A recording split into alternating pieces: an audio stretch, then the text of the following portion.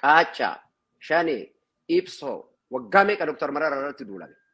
Ibsoo maali Oromiyaadhaaf qabsaa'uudhaaf namni laayisensii namaa kennu hin jiru. Kana jara mul'isitti. Itti aansee akka miidiyaatti waan nama araarsu, waan saba itichu, waan karaatti namatti fiduu irratti yaadu. Wayita gaafattan immoo ragaa qabatamaa jettee barri dhagahan jenereeshiniin kun jenereeshinii jettee dhaga'u miti. Waraanni bilisummaa Oromoo har'a laayivii viidiyoo waraabaa waraana lolu qabna miti amma. Wanni nama soban hin jiru.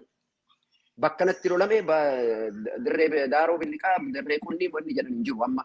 Bakki waraanni bilisummaa Oromoo irraa lolu waraana sadarkaa haganatti jabaate ummata qabnu informeeshina gahaa waan hundaa qabna barri bara teknooloojiiti wanti waltajjii irratti Jawaar dubbate martinuu waraabamee jira.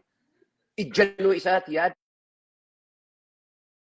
isaati biyyi tun yoo kufte nurratti kufti jenne aan immoo kufuun isiillee jiraachuun isiillee nun fayyaduu homaa duuti keenya itti kufee jira kanaaf kan nu baasu waraana keenya waboodha jedheen itti deebise. Kanaaf waan kanarratti hojjedha.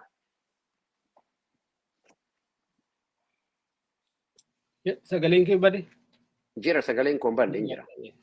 Xumuratee taa? Xumuradhe yaa.